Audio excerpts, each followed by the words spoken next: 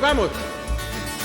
Hallé un buen amigo, mi amado Salvador, cantaré lo que ha hecho para mí. Hallándome perdido en digno pecado, me salvó y hoy me guarda para sí. Me salva del pecado, me guarda del mal, promete estar conmigo hasta el fin. Consuela mi tristeza, me quita todo afán, grandes cosas Cristo ha hecho para mí. Jesús jamás me falta, jamás me dejará, es mi fuerte y poderoso protector. Del mundo yo me aparto y de la vanidad, para consagrar mi vida al Señor. Si el mundo me persigue, si sufro tentación, confiando en Cristo puedo resistir. La victoria me asegura y elevo mi canción, grandes cosas Cristo ha hecho para mí. Yo sé que Jesucristo muy pronto volverá, y entre tanto me prepara un lugar en la casa de mi Padre, mansión de luz y paz. Los creyentes con él han de morar. Llegando a la gloria, con él yo estaré, contemplaré su rostro siempre ahí. Con los santos benditos, gozoso alcanzaré, grandes cosas Cristo ha hecho para mí. Grandes cosas Cristo ha hecho para mí. Una vez más, vamos. Grandes cosas Cristo ha hecho para mí.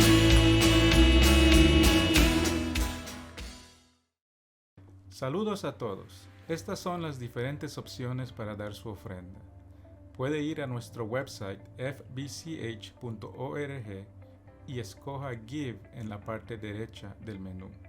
En la siguiente pantalla, ingrese la cantidad que desea dar y presione Next.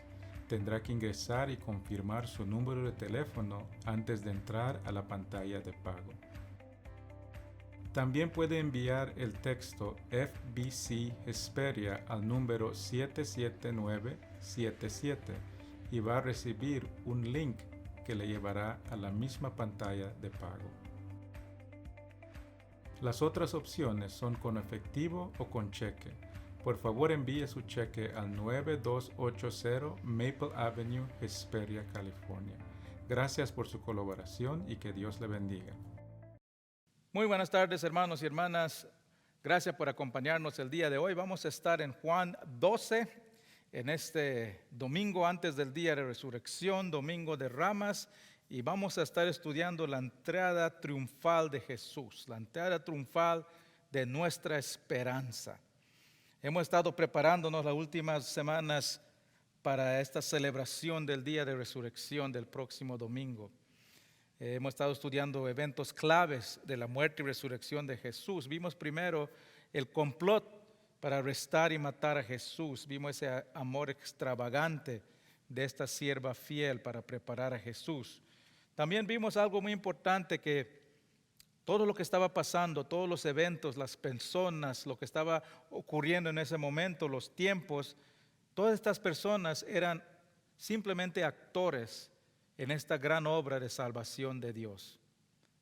Ellos estaban ahí presentes, pero actuando, estaban haciendo todo lo que hacían, pero era Dios el que estaba en control de todos estos eventos. La muerte de Jesús no fue una muerte inesperada, sino que fue el plan perfecto de Dios para crear la manera que el hombre pueda llegar al cielo, a la presencia de Dios confiadamente. Vimos la semana pasada también este juicio de Jesús ante Pilato. Vimos que era Jesús que estaba en ese juicio. Cuando estaba en juicio la verdad. Y Jesús le dijo, vine a dar testimonio de la verdad. Jesús vino e hizo muchas cosas, pero todo lo que hizo fue para dar testimonio de la verdad. Y esa obra de dar testimonio de la verdad se le pasó a la iglesia. Y nosotros ahora estamos encargados de dar testimonio de la verdad de Jesús. Y esa es la obligación mayor de la iglesia, enseñar la verdad. El día de hoy vamos a irnos unos cuantos días antes del arresto de Jesús, antes de su juicio y de su muerte, y vamos a ver otro evento que confirma que Dios estaba diseñando todo esto de mucho tiempo. Vamos a estudiar la entrada triunfal de Jerusalén a Jesús, lo que le conocemos como el Domingo de Ramas. Y este evento lo describen los 4 evangelios, pero vamos a estar en Juan 12. Vamos, antes de leer el pasaje, vamos a entender un poco del contexto de esta entrada triunfal de Jesús en esta semana de su muerte. Cuando entra Jesús a Jerusalén, por miles de años los judíos habían estado esperando a su Salvador, a su Mesías, a esa persona que las profecías decían que iban a venir a rescatar al pueblo de Dios. En el tiempo de Jesús, Israel estaba bajo la autoridad del Imperio Romano. Así que los judíos esperaban que este Salvador, este Mesías, viniera a rescatarlos de la opresión romana.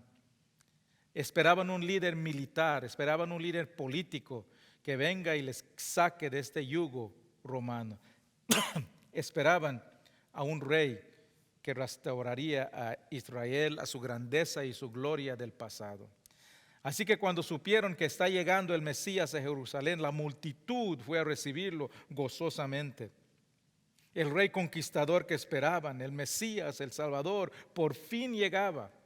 Esperaban que llegue un rey en un caballo blanco, un comandante militar, un conquistador.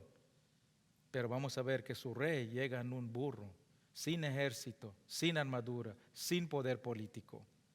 Pero hermanos, ese era el plan de Dios.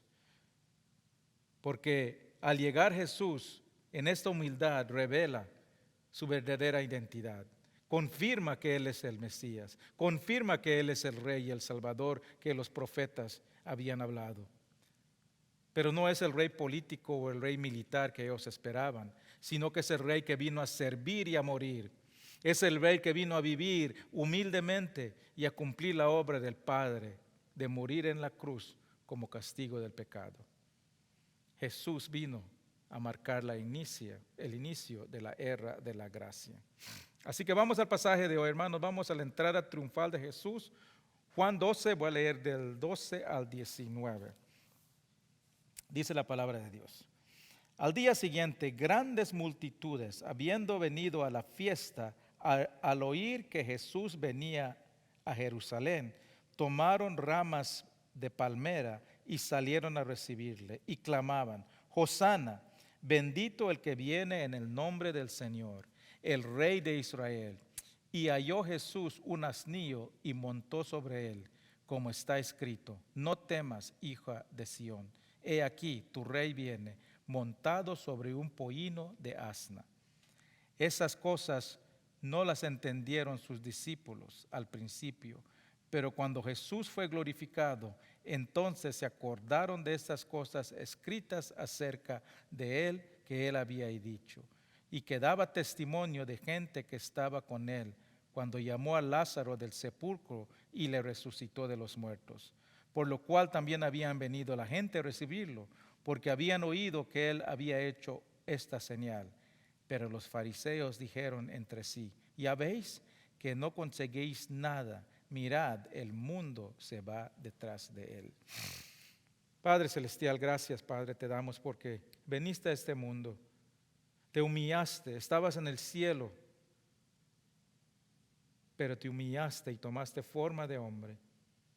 Llegaste a servir y a morir, a tomar ese castigo que nosotros no pudimos tomar, a pagar la deuda que nosotros teníamos con Dios. Al prepararnos, Padre, para la celebración que tendremos el próximo domingo, te pedimos que nos guíes en esta palabra, que nos ilumines, Padre, que entendamos y apliquemos lo que aprendamos. En el nombre de Cristo Jesús. Amén.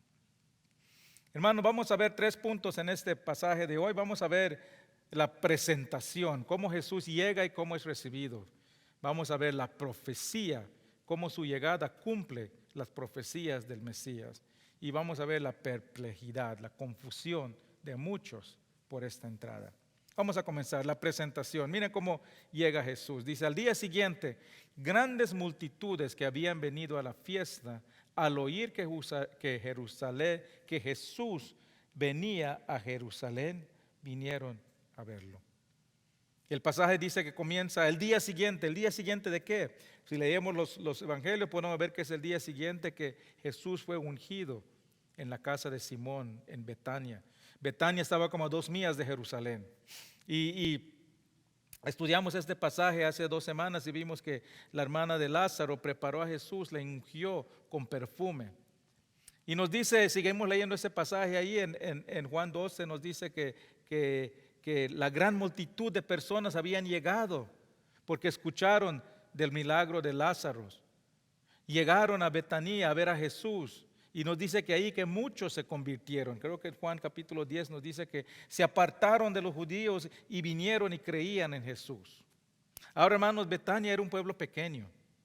Pero dice ahí que llegaron multitudes. ¿De dónde llegaron todas estas multitudes? Nos dice el pasaje, dice que habían venido a la fiesta. Los eventos que están ocurriendo aquí ocurren en la semana de la Pascua. Y en esa semana en Jerusalén, una ciudad no muy grande, 50,000 personas, puede ser en esos tiempos, venían judíos de todo el imperio romano. Y nos dice el historiador Josefo que hasta 2 millones de judíos llegaban a Jerusalén durante la Pascua. Esto es lo que las multitudes que estaban ahí habían escuchado, estos rumores de que Jesús era el Mesías, de los milagros que estaba haciendo. Habían llegado para las celebraciones y las ceremonias, pasaron por Betania, miraron a Jesús, miraron el milagro de Lázaro, otras personas siguieron, llegaron a Jerusalén, le dijeron a la gente que este Jesús es el Mesías. Y cuando escuchan que va a llegar, todos llegan y lo esperan. Debió haber visto un gran ambiente de anticipación. Eso es una escena dramática. Que este evento que está pasando, que este pueblo que está esperando a su Mesías por miles de años, por fin va a llegar. Y por eso se refiere este pasaje como la entrada triunfal de Jesús, porque entra acompañado de multitudes de seguidores y es recibido por multitudes de judíos esperando a su Mesías. Y lo que es esta entrada de Jesús, hermanos, es una afirmación de que había llegado el Mesías. Y el pueblo reconoce que ha llegado este Mesías, este rey. Y mire qué dice el versículo 13. Tomaron ramas de palmera y salieron a recibirle. Y clamaban, Hosana, bendito el que viene en el nombre del Señor, el Rey de Israel. Es la razón que le llamamos este domingo, Domingo de Ramas, porque es este pasaje antes del domingo de resurrección. En realidad este evento ocurre un lunes, lo más probable, pero lo celebramos el domingo porque el domingo nos reunimos. Pero hay mucho simbolismo aquí, hermanos, mucho significado en la manera en que reciben a Jesús. Lo reciben con ramas de palmera, lo ponían en su camino para que pasara sobre de ella. Eso sería el equivalente de hoy en día de poner la carpeta roja para recibir a las personas importantes o a los actores. Para los judíos, las palmeras eran símbolo de patriotismo, era símbolo de orgullo nacional. Y lo vemos en la Biblia cuando se rededica el templo. Hay procesiones con palmeras. Lo usan cuando se libera Jerusalén, cuando llega el rey conquistador, ponen las palmeras. También lo usan en las monedas para conmemorar eventos históricos de liberación. En la Biblia, las palmeras siempre son asociados con celebraciones y tiempos de gozo. Así que cuando los judíos reciben a Jesús con las palmeras, con las ramas de palmeras, están proclamando, están celebrando, y nos dice ahí que están celebrando el Rey de Israel. Están celebrando que están recibiendo a su Rey, están recibiendo a su Salvador. Hermanos, nunca debemos perder ese gozo de recibir a nuestro Rey, a nuestro Salvador. Ese gozo que teníamos cuando conocimos a Jesús por primera vez, cuando lo recibimos en nuestra vida, cuando conocimos de su gracia, de su misericordia. Ese gozo de haber sido liberado y salvado por Jesús. Salmos 35, 9, 10 dice: entonces mi alma se alegrará en Jehová, se regocijará en su salvación. Todos mis huesos dirán: Jehová, ¿quién como tú, que libras al afligido más fuerte que él, y al pobre y al menesteroso del que lo despoja? Hermanos, ¿se acuerdan de ese gran gozo que sintieron cuando recibieron a Jesús como Salvador por primera vez? Todavía tenemos ese gozo. El problema es que los problemas del mundo a veces nos agobian tanto que nos olvidamos de ese gozo. ¿Todavía demuestras ese gozo que tienen? Pueden ver en ti otros símbolos de ese gozo que tienes por haber recibido a tu Salvador. No permitas que las circunstancias de la vida roben ese gozo. No permitas que el fuego que sentiste para Jesús cuando lo conociste se apague. Y la manera más fácil de apagar ese fuego, hermanos, es apartándote del cuerpo de Cristo, apartándote de la congregación de otros creyentes. Muchas veces, cuando pasan cosas difíciles, lo vimos durante la pandemia, la gente se aparta, ya no regresa. Esa es la manera más fácil de apagar el fuego, la pasión que tenemos por Jesús, nuestro Salvador. Si miras unas brasas en un fuego, están rojas quemándose mientras están juntos. Pero si tú tomas una de esas brasas y los pones afuera, ¿qué va a pasar con esa brasa? El fuego se le va a ir y se va a apagar. Mientras estén juntos, se mantienen en fuego unos con el otro. Hermanos, si quieres mantener el fuego por Jesús en tu vida, no dejes la congregación, no dejes de congregarte, no seas esa brasa que se aparta, no dejes que tu fuego se apague. Mantengámonos juntos, unidos, exhortándonos, amándonos, apoyándonos, consolándonos. Dice Romanos 12 que nos gocemos con los que se gocen y lloremos con los que lloran. Esa es la manera que mantenemos ese gozo de recibir a nuestro Salvador. Ese gozo que estaban sintiendo los judíos al recibir a su Salvador, nosotros debemos de recibirlo y tenerlo constantemente en nuestras vidas. Los creyentes deben ser las personas más gozosos en el mundo, porque tenemos la salvación de Cristo garantizado. Los judíos recibieron a Jesús con ramas de palmera, gozosos de recibir a su Rey Salvador. Y dice el versículo 13 que clamaban: Hosana, bendito el que viene en el nombre del Señor, el Rey de Israel.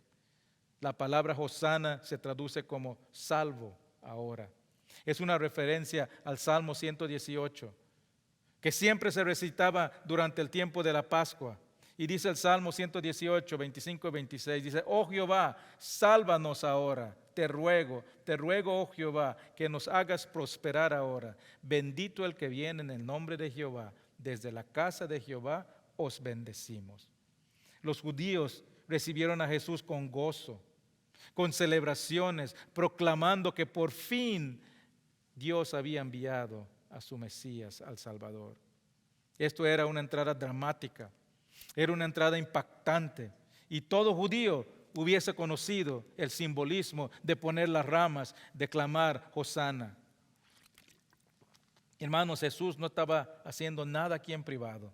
Estaba públicamente revelando quién es Él. Estaba públicamente afirmando que Él es el Salvador, que Él es el Mesías. Ahora, hermanos, esta es una escena muy diferente a lo que vemos en el principio del ministerio de Jesús. En el principio hubo muchas oportunidades para que Él declare quién es, pero no lo hacía.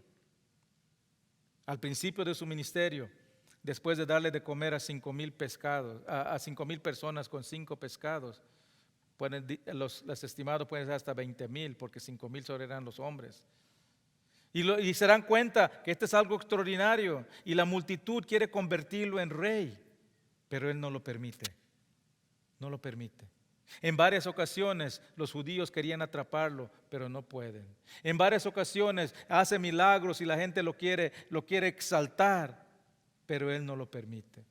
Pero ahora llega a Jerusalén y permite que lo reciban como rey, que lo reciban como Mesías, sabiendo que eso iba a causar problemas con los líderes judíos, sabiendo que eso iba a llevar a su arresto, que iba a llevar a su tortura, a su muerte. ¿Y por qué lo hace? Porque ahora era la hora. Antes no era la hora. La entrada de Jesús fue en el momento exacto que tendría que pasar. El momento de más impacto. Era el momento donde él iba a cumplir su misión. Hermanos, no tenemos tiempo para ver esto, pero hay unas profecías de Daniel que ponen exactamente ese tiempo, ese momento, esa semana que Jesús estaba ahí, predijo 490 años antes. La noche que Jesús fue arrestado, Jesús le dice a los discípulos, le está preparando. ¿Y qué les dice? Juan 12:23. Jesús le respondió, ha llegado la hora para que el Hijo del Hombre sea glorificado. Confirmado, ya llegó la hora, ya es tiempo. Vino a morir en la cruz desde niño que nació y ahora había llegado su hora. No era antes, no era después, era justo la hora que tenía que llegar. Es una presentación pública, dramática del Mesías que había llegado en su hora. Hermano, nada ocurre si no es la hora de Dios. Él siempre llega a tiempo. Él nunca se atrasa. ¿Estás esperando que Dios haga algo en tu vida? ¿Has estado orando por algo por mucho tiempo? No te desesperes. Confía en Él. Confía en sus tiempos. Confía en sus propósitos. Y Dios dice que el que lo confía, el que lo espera, Él lo bendice y lo fortalece. Isaías 40, 30, 31 dice, los muchachos se fatigan y se cansan. Los jóvenes flaquean y caen. Pero los que esperan en Jehová tendrán nuevas fuerzas, levantarán alas como las águilas, correrán y no se cansarán, caminarán y no se fatigarán. Ese es el primer punto, hermano, la presentación del Mesías. Fue una entrada pública, fue una entrada dramática, fue una entrada que anunció a todos que el Salvador, el Mesías, había llegado. Pero había algo muy peculiar en esta entrada. Como mencioné, este era un momento anticipado por miles de años por los judíos. Y ellos esperaban un Salvador que llegue en un caballo blanco con un ejército para derrotar al imperio romano.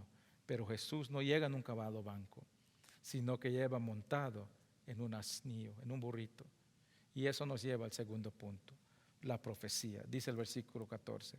Y halló Jesús un asnillo y montó sobre él, como está escrito, no temas, hija de Sión, he aquí, tu rey viene montado sobre un pollino de asna. La manera que Jesús entra a Jerusalén es cumplimiento de las profecías acerca del Mesías. Los otros evangelios nos dicen que antes de entrar a Jesús a Jerusalén es donde manda a traer a este asnillo. Y realmente les dice, vayan a traer y van a encontrar dos, un asno y su pollino, un asnillo. Ellos encuentran esos dos animales justo donde les dice Jesús que van a estar. Se los traen y Jesús escoge asentarse y entrar a Jerusalén en el pollino, en el asnillo, en vez del más grande, el más fuerte. ¿Por qué entra Jesús en un asnillo en vez de un caballo blanco? Porque, hermanos, la entrada de Jesús humildemente en un asnillo apunta a su ministerio de paz para el mundo. Llegó justo como los profetas de Dios habían dicho. Zacarías 9:9 dice, alégrate mucho, hija de Sión, da voces de júbilo, hija de Jerusalén. He aquí, tu rey vendrá a ti, justo y salvador, humilde, cabalgando sobre un asno, sobre un pollino, hijo de asna. La entrada de Jesús a Jerusalén en un humilde animal fue un símbolo de paz que cumplía las profecías del Salvador. En la Biblia los burros siempre se mencionan con relación a la gente común. Y nos habla de que Jesús no vino para estar con reyes, no vino a hacer guerra, no vino a pelear con líderes, sino que vino a morir por persona común, por todos. Vino al mundo, no vino al mundo a declarar guerra, sino que vino a promover la paz. Vino al mundo a crear la manera que nosotros estemos en paz con Dios. Eso fue la razón que vino.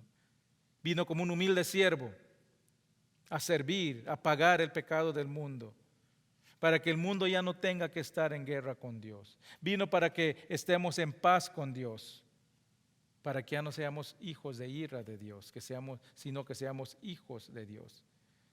Jesús vino humildemente a servir y a salvar a los oprimidos. Y lo que muchos no entendían acerca de las profecías de Mesías es que llegaría en 2 llegadas. Como solemos hacer, hermanos, muchas veces leemos la Escritura y llegamos a la conclusión que más nos conviene. Y así los judíos estaban leyendo y la Biblia decía que viene el Salvador y solo se enfocaban en las profecías que hablaban de este Mesías, este rey conquistador que vendría. Y ignoraban las profecías de este Mesías que llegaba en humildad, que llegaría a servir, que llegaría a morir. Y las profecías son muy claras, hermanos, acerca del Mesías, que hay 2 llegadas. Una primera que es en humildad, que vendría primero como un siervo a entregar su vida, que vendría como un niño, que vendría nacido de una virgen en humildad, que sería azotado, sacrificado por las transgresiones del mundo, que llegaría como un rey, pero en humildad y en misión de paz. Pero hermanos, las profecías también hablan de otra venida de Jesús, de otra venida del Mesías. Y la segunda venida será muy diferente a la primera. Veamos una profecía de cuando regrese Jesús. Ya no va a ser en humildad, ya no va a ser como siervo. Apocalipsis 19. Ahí pueden leer ese capítulo completo, solo voy a leer 2 versículos, el 11 y el 14. Dice, entonces vi el cielo abierto y aquí un caballo blanco en el que montaba se llamaba Fiel y Verdadero y con justicia juzga y pelea. Sus ojos eran como llama de fuego y había en su cabeza muchas diademas. Y los ejércitos celestiales, vestidos de lino finísimo, blanco y limpio, le seguían en caballos blancos. De su boca sale una espada aguda para herir con ella a las naciones, y él las regirá con vara de hierro. Hermanos, esa entrada que venga el Mesías la segunda vez es muy diferente a la primera. Eso es lo que esperaban los judíos. Pero siempre se cumplirá, pero cuando regrese Jesús. Estudiemos esta profecía un poco más de la segunda venida de Jesús. Lo primero que podemos ver es que no va a regresar con humildad, no va a regresar en un asnillo, no va a regresar en son de paz. Vendrá, dice, en un caballo blanco. Solo los generales triunfantes montaban caballos blancos en las procesiones. Él regresará como un conquistador, como un rey conquistador, en toda su gloria, en todo su poder. Y todos sabrán quién es Él. Dice que sabrán que es el fiel y el verdadero. La primera vez vino a dar testimonio de la verdad. Muchos no lo creyeron. Esta vez se va a saber desde que llegue que es el fiel y es el verdadero. La primera vez vino a dar testimonio de la verdad. La segunda vez viene a juzgar a los que no creyeron en la verdad. Dice que vendrá con justicia, con justicia juzga y pelea. Viene a pelear. Viene a pelear contra la injusticia, viene a juzgar la injusticia, viene para esa batalla final contra el anticristo y todos los que lo siguen. Y hermanos, cuando venga Jesús ya va a ser muy tarde para los que no creyeron en la verdad. Ya va a ser muy tarde para los que están en guerra con Él. Dice que sus ojos serán como llama de fuego. Eso habla que nadie se va a poder esconder de su justicia. También dice que había en su cabeza muchos diademas. Ya no entra en humildad, sino que entra con autoridad, con una corona, con realeza, con autoridad. La primera vez vino y se le pusieron una corona de espinas, pero ahora vendrá con las coronas de un rey. Y dice que tiene muchas coronas, significa que tiene máxima autoridad, máximo poder. Es una manifestación de la soberanía ilimitada. No hay duda que ha llegado el rey conquistador. El rey que viene a vencer al enemigo y a tomar su trono milenario. Y como todo rey que va a batalla, viene con un ejército. Versículo 14 ahí dice que los ejércitos celestiales, vestidos de lino finísimo, blanco, limpio, les seguían en caballos blancos. ¿Quiénes son estos ejércitos de linos finos? Si leemos el Apocalipsis 19 antes, el versículo 8 nos dice que los que están vestidos de lino finísimo son la novia de Cristo. ¿Quién es? La iglesia. Nosotros. Nosotros somos el ejército de Jesús. Nosotros somos los que vamos a regresar con Él cuando Él regrese. Wow, hermanos, eso nos debe de dar tanta esperanza, que vamos a regresar con el ejército, vamos a ser el ejército de Jesús que regresa de los cielos. Y eso incluye a todas las personas que han sido arrebatadas en el cielo, o todos los que han muerto, los creyentes que han muerto, que han ido en el cielo. Vamos a regresar todos a estar en ese ejército. Y noten que dice que los de su ejército también tienen caballos blancos, vienen montados en caballos blancos. Yo intenté montar un caballo una vez en el pueblo de mi esposa y no me fue bien.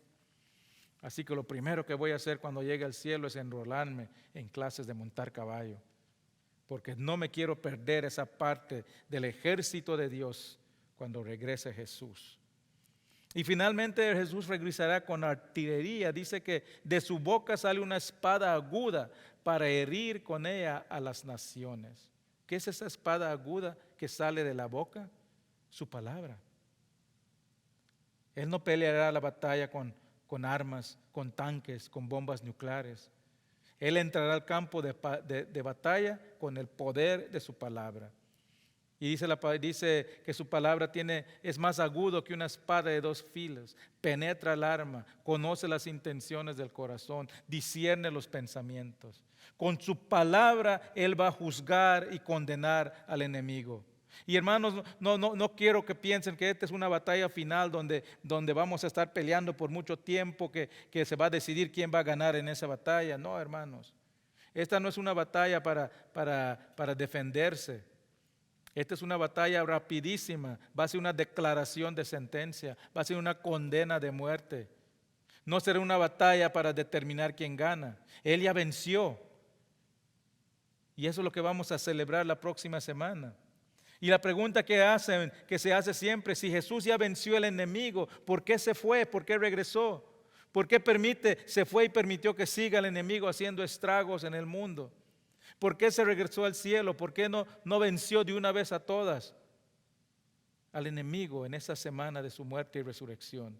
¿Por qué no entró en Jerusalén en un asnillo, cumplió su función de siervo, pero resucitó como conquistador y salió y se fue al cielo con un caballo blanco? ¿Por qué? ¿Por qué? ¿Saben por qué, hermanos? Porque Dios es bueno, porque Dios es paciente y Él no desea que nadie perezca. Y cuando Él venga y conquiste, Él no solo viene a vencer al enemigo, sino que viene a vencer a todos que están con Él. ¿Y quiénes son los que están con Él? Todos los que están contra Jesús, todos los que no han creído en su verdad. Estudiamos hace unas semanas que todo el que no confiesa a Jesús tiene un espíritu de anticristo. Tú y yo teníamos un espíritu de anticristo antes de creer y conocer en Jesús. Y si Jesús hubiese derrotado al enemigo de una vez por todas, entonces, hermanos, no hubiese esperanza para nosotros.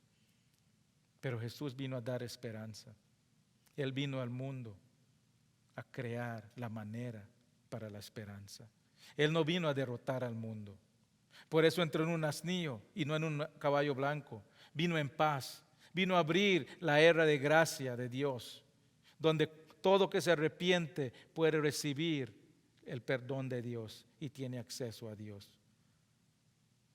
En este tiempo aún vivimos en esa era de gracia. Todavía no es muy tarde. Si tú no has aceptado a Cristo, si tú no has recibido a ese Rey Salvador en tu vida, no es muy tarde. Estamos viviendo en la hora de gracia. No esperes, porque todavía hay oportunidad. Pero ese tiempo, esa oportunidad, esa era de gracia va a terminar cuando Jesús regrese por esa batalla final. Y hermanos, si va a ser un tiempo de justicia. No esperes. Recíbelo hoy como tu Salvador. para que seas parte del ejército de los cielos y no de los condenados que están esperando. La primera vez Jesús vino a ser juzgado. La segunda vez vendrá a juzgar. La primera vez vino en humildad y paz. La segunda vez vendrá en gloria y poder. La primera vez vino como siervo. La segunda vez vendrá como conquistador. La primera vez vino a redimir. La segunda vez vendrá a reinar. La primera vez vino en una cruz. La segunda vez vendrá con una corona. La primera vez vino en una tumba. La segunda vez vendrá a reclamar su trono. Y eso nos lleva al último punto, hermanos. Ya vimos la presentación del Mesías. Ya vimos las profecías del Mesías. Ahora vemos la perplejidad que causó su entrada. Versículo 16 dice: estas cosas no las entendieron sus discípulos al principio. Desde que Jesús empezó a hablar de su partida, sus discípulos no entendían. Ellos también estaban esperando este Mesías que iba a restaurar a Israel a su gloria del pasado. Cuando Jesús les dijo que está preparando, dice, voy a la casa de mi Padre a preparar un lugar para ustedes. En Juan 14 les dice eso. Y le dicen, Señor, no sabemos dónde vas. ¿Cómo vamos a llegar ahí? No entendieron que Jesús vino y regresaría. No entendieron cuando Jesús se levantó a lavarle los pies cuando estaban en la última cena. No querían que Jesús se humillara lavándole los pies. No entendía que Él vino a humillarse en la cruz. Aun cuando Jesús está a punto de ascender al cielo, en Hechos 1, le preguntan, Señor, ¿restaurarás tu reino a este tiempo? No entendían, estaban perplejos con lo que estaba pasando. Pero tan pronto Jesús ascendió, se glorificó, empezaron a entender. Y es lo que dice el versículo, dice que no entendieron, pero cuando Jesús fue glorificado, se acordaron de todas estas cosas. ¿Qué es lo que cambió? Estuvieron 3 años con Él y no pudieron entender cuando les empezó a explicar. Pero cuando Jesús fue glorificado, cuando ascendió, entendieron. ¿Qué pasó? ¿Qué fue la diferencia? Porque cuando Jesús ascendió al cielo, entonces descendió el Espíritu Santo. Los eventos que estaban pasando en ese momento eran eventos del ambiente espiritual. Era un impacto espiritual. No se podía entender sin el Espíritu Santo. Ellos tenían que esperar la llegada del Espíritu Santo para poder entender, y les iluminó y les mostró todo, y se pudieron escribir estas palabras en la Biblia. Nosotros no tenemos que esperar. El momento que tú recibes a tu Salvador, también recibes ese Espíritu Santo. El Espíritu Santo es tu maestro. Te ayuda a entender las verdades espirituales de Dios. Segunda de Corintios 2, 12 y 13 dice: y nosotros no hemos recibido el espíritu del mundo, sino que el Espíritu que proviene de Dios, para que sepamos lo que Dios ha concedido, la cual también hablamos, no con palabras enseñadas por sabiduría humana, sino las que enseña el Espíritu, acomodando lo espiritual a lo espiritual. Si sigue leyendo ese pasaje, dice que el que no tiene el Espíritu no puede discernir las cosas espirituales, que para ellos las cosas de Dios, las cosas espirituales son locuras. Pero hermanos, si tú eres un creyente, si tú has recibido a tu Salvador, tú tienes el Espíritu de Dios. Es tu maestro. Te da la sabiduría para discernir las cosas espirituales. El Espíritu Santo nos da el entendimiento espiritual. Nos abre los ojos a los asuntos de Dios. Nos da sabiduría para amar la palabra de Dios. El Espíritu Santo nos ayuda a entender y obedecer la voluntad de Dios. Nos ayuda a compartir con otros las cosas espirituales de Dios. Todo creyente recibe ese mismo Espíritu y tiene la capacidad para entender, para obedecer, para aplicar y para compartir la verdad de Dios. No tienes que tener un título seminario, no tienes que tener un título de universidad, porque no entendemos con sabiduría humana, sino con el poder del Espíritu Santo. Hermanos, nunca menospreciemos el poder del Espíritu que vive en nosotros. Antes de leer su palabra, pídele que te ilumine. Pídele que te dé sabiduría para entender. Pídele que te dé sabiduría para obedecer su voluntad. Pídele que te dé palabras para hablar verdades espirituales.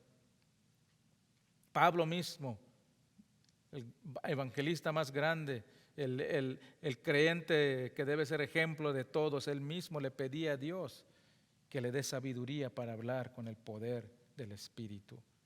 No es por nuestro poder, no es por nuestra elocuencia, no es por nuestra educación, sino por el poder del Espíritu Santo que hablamos las cosas de Dios, entendemos y aplicamos las cosas espirituales. Pero hermanos, los discípulos no entendían lo que estaba pasando, no podían comprender, pero hermanos, hay algo que para nosotros lo estamos viendo como estar viendo en el retrovisor. Podemos ver las cosas que ya pasaron. Ellos estaban viviendo en el momento que estaba pasando y no lo comprendían. Primero no tenían el Espíritu Santo, pero también no tenían la palabra de Dios. El Nuevo Testamento no estaba escrito todavía. Nosotros podemos ver lo que pasó y lo podemos leer y lo podemos conectar todo. Podemos hacer referencia a las profecías que apuntan a lo que estaba pasando. Ellos no tenían eso, por eso no entendían. Pero también la iglesia de hoy tiene algo más que ellos no tenían. Dios estableció la iglesia, hermanos, como un lugar de enseñanza para equipar a los creyentes a entender y cumplir la voluntad de Dios. Ellos no tenían un lugar donde podían ir y aprender y hacer preguntas acerca de lo que estaba pasando. Efesios 4, 11, 12 dice: y Él mismo constituyó a unos apóstoles y a otros profetas y a otros evangelistas y a otros pastores y maestros a fin de perfeccionar los santos para la obra del ministerio, para la edificación del cuerpo de Cristo. Hermanos, el propósito más importante, el propósito mayor de la iglesia es enseñar la palabra de Dios. Claro que todos los ministerios son importantes. Todo lo que hacemos en la iglesia es importante. Pero todo lo que hacemos, todos nuestros ministerios deben estar basados en el conocimiento de la verdad de Dios. Parece que menciono esto todas las semanas, pero es verdad. Si nos enfocamos en equipar a los santos en la palabra, Dios se encargará de los ministerios. Pero requiere, hermanos, que haya la disponibilidad de querer aprender, de querer conocer, de querer crecer. Afortunadamente, hermanos, tenemos aquí bendecidos con maestros que enseñan la palabra. Somos bendecidos con maestros que no tienen miedo de predicar la verdad. Seguimos una doctrina sana. Estudiamos la palabra versículo por versículo, lo explicamos. Pero podemos hacer todo eso y todo eso sería en vano si las personas no vienen a ser discipulados, no vienen a aprender. Es un privilegio, hermanos. Tenemos el Espíritu Santo que nos ayuda a entender. Tenemos la palabra de Dios, la palabra infalible de Dios que nos dice las cosas de Dios, las cosas espirituales. Y tenemos pastores y maestros dispuestos a enseñarnos la palabra de Dios. No hay razón por cual no poder entender, no poder aplicar, no poder compartir la palabra de Dios. Hermanos, las últimas 3 semanas hemos estado preparando para esta gran celebración que tendremos el domingo. Hemos visto que Jesús fue preparado para su muerte. Hemos visto que esta obra que estamos viendo, estos eventos son como diferentes actos en una obra de teatro. Y hay actores, hay cosas que están pasando y detrás del talón hay un director que está dirigiendo todo, que ese es Dios. Y todo pasa según lo que el director diga. También hemos visto que Jesús fue acusado, sentenciado injustamente, pero otra vez fue el plan de Dios. Y hemos visto hoy su entrada triunfal, su entrada humilde a Jerusalén, que apunta a su misión de paz, de reconciliación. Él vino a reconciliar al mundo. Él vino a servir, Él vino a morir por ti y por mí. Él vino a morir esa muerte que tú y yo no pudimos morir. Él se humilló, dice Filipenses 2. Se humilló y tomó forma de hombre para morir en la cruz. Una muerte humillante. Eso era la razón que entró en un asnillo. Pero hermano, llegará el día cuando Él regresará como rey conquistador. Él regresará con el ejército de los cielos. Él regresará a declarar sentencia a todos los que no han creído en la verdad. Jesús vino a dar testimonio a la verdad. Abrió la era de la gracia. Es el tiempo ahora para recibir el Salvador en tu vida. No esperes, porque será muy tarde cuando Él regrese. Porque ese tiempo no va a ser un tiempo para negociar. Va a ser un tiempo para juzgar y condenar. Si tú no has aceptado a Cristo, no lo has recibido como tu Salvador, no has sentido ese gozo que sintieron esas personas que estaban recibiendo a Cristo ese día que entró en Jerusalén. Hoy es el día de salvación, dice la palabra de Dios. Te exhorto que abras tu corazón, lo recibas como tu Rey, como tu Salvador. Recibe ese gozo, esa paz, esa esperanza, para que cuando llegue ese último día, esa segunda venida de Jesús, tú seas parte del ejército que viene con Él en caballo blanco. Vamos a orar. Padre Celestial, gracias te damos, Padre, por tu palabra. Gracias, Padre, porque tú te humillaste para que nosotros podamos tener la salvación. Gracias, Padre, porque tú viniste como siervo. Te exaltamos, Padre, por lo que has hecho por nosotros. Te pido, Padre, por cualquier persona que no ha tomado esa decisión de recibirte como su Salvador, que hoy sea el día. Hoy sea el día de salvación. Y te bendecimos, Padre. Te amamos por lo que has hecho y por lo que harás. Gracias te damos en el nombre de Cristo Jesús. Amén.